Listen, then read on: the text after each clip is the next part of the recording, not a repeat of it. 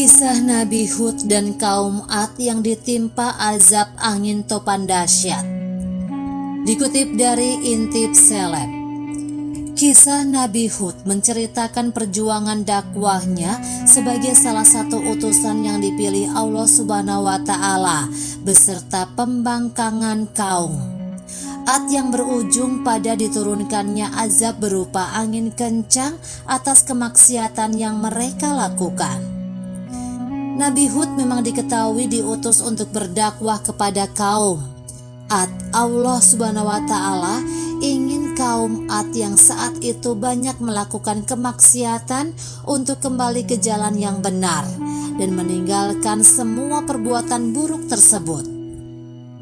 Al-Quran sendiri juga mengabadikan kisah Nabi Hud dalam ayat-ayatnya. Bahkan ada surat tersendiri di dalam Al-Quran yang bernama Surah Hud dan berposisi sebagai surat ke-11. Lalu seperti apa kisah perjuangan dakwah Nabi Hud saat menyerukan kebenaran pada kaum Ad? Yuk cari tahu bersama. Sekilas tentang sosok Nabi Hud dan kaum Ad. Nabi Hud termasuk ke dalam golongan 25 nabi dan rasul yang harus diimani oleh seluruh umat Islam. Dia merupakan nabi keempat yang berasal dari kaum Ad yang masih termasuk bagian dari bangsa Arab. Selain Nabi Hud, nabi dan rasul lainnya yang juga berasal dari bangsa Arab adalah Nabi Saleh, Nabi Syuaib, dan Nabi Muhammad. Selain itu, Nabi Hud sendiri merupakan cucu dari Nabi Nuh.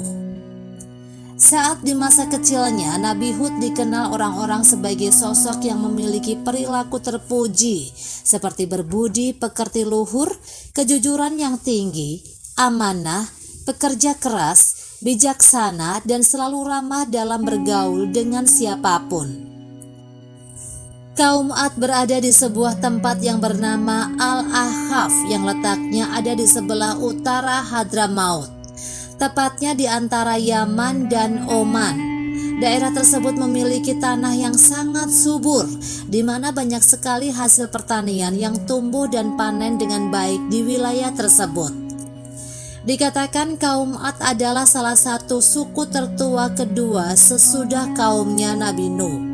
Dengan kondisi wilayah tempat tinggal yang subur, kaum Ad pun hidup dengan sejahtera, aman dan damai, serta serba berkecukupan. Bukan hanya hasil pertanian saja yang melimpah, namun juga hasil peternakan sangat sehat. Terdapat juga aliran air yang jernih dan segar di wilayah tempat tinggal mereka. Selain itu, kaum Ad juga dikenal memiliki perawakan yang tinggi, besar, dan kuat, sehingga dapat bekerja dengan keras dan semakin membuat kehidupan mereka makmur. Akan tetapi, meski dikaruniai berbagai kelebihan dan kesejahteraan, kaum Ad tidak menyembah Allah Subhanahu wa Ta'ala. Mereka malah menciptakan berbagai berhala yang mereka beri nama Syamut dan Al-Hatar, untuk kemudian mereka sembah sebagai Tuhan. Hal ini sama dengan yang dilakukan kaum sebelum mereka, yaitu kaum Nabi Nuh. Kisah Nabi Hud dalam berdakwah. Karena kondisi kaum Ad yang tidak beriman kepada Allah Subhanahu wa Ta'ala dan malah menyembah berhala, itulah Nabi Hud kemudian diutus oleh Allah untuk menyebarkan ajaran tauhid. Nabi Hud juga diperintahkan untuk menghentikan perilaku menyekutukan Allah yang dilakukan sejak lama oleh kaum Ad. Hal tersebut tertulis dalam surah Hud ayat 52 yang bunyinya, "Dan Hud berkata, wahai kaumku, mohonlah ampunan kepada Tuhanmu lalu bertobatlah kepadanya. Niscaya Dia akan menurunkan hujan yang sangat deras. Dia juga akan menambahkan kekuatan di atas kekuatanmu, dan janganlah kamu berpaling menjadi orang yang berdosa."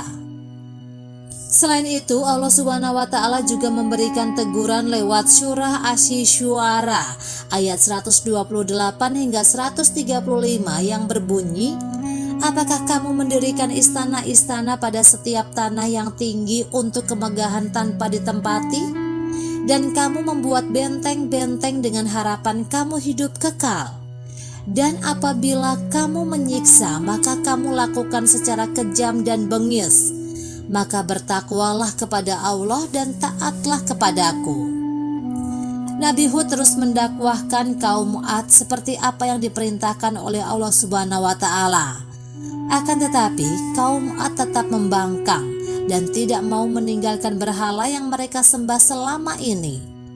Tidak hanya membangkang, kaum Ad juga bahkan menuduh Nabi Hud sebagai seseorang yang terkena penyakit gila. Apa yang dilakukan kaum Ad itu diabadikan pada surah Hud ayat 54 yang artinya, mereka kaum Ad berkata, "Wahai Hud, engkau tidak mendatangkan suatu bukti nyata kepada kami, dan kami tidak akan meninggalkan sesembahan kami karena perkataanmu, dan kami tidak akan mempercayaimu. Kami hanya mengatakan bahwa sebagian sesembahan kami telah menimpakan penyakit gila atas dirimu." Dia Hud menjawab, "Sesungguhnya aku bersaksi kepada Allah, dan saksikanlah bahwa aku berlepas diri dari apa yang kamu persekutukan."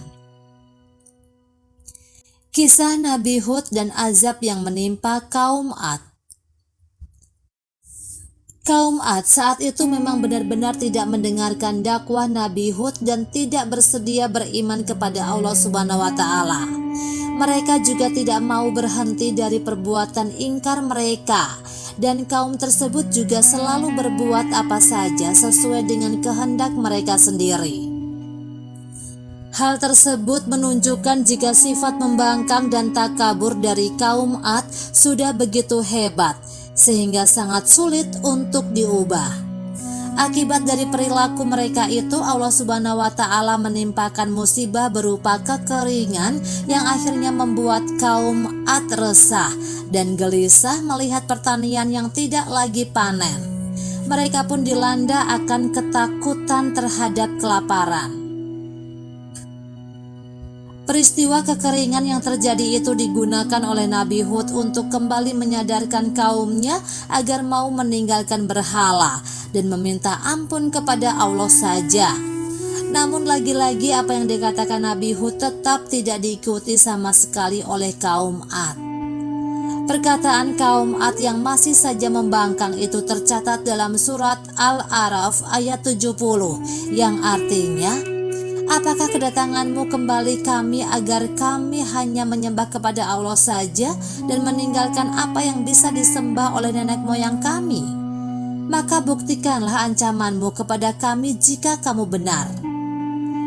Karena pembangkangan yang sudah melewati batas bahkan hingga menantang Nabi Hud, maka Allah Subhanahu wa Ta'ala pun menurunkan azab kepada kaum Ad. Pada awalnya Allah mendatangkan awan hitam dan pekat ke wilayah tempat tinggal kaum Ad.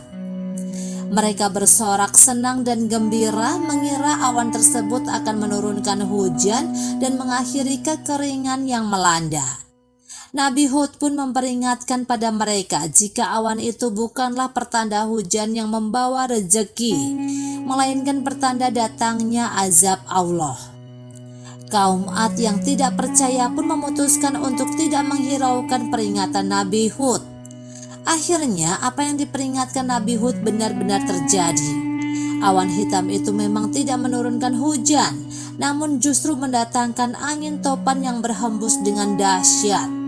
Angin tersebut pun merusak semua yang dilewatinya, termasuk rumah, ladang, peternakan, harta benda, hingga berhala sesembahan kaum Ad.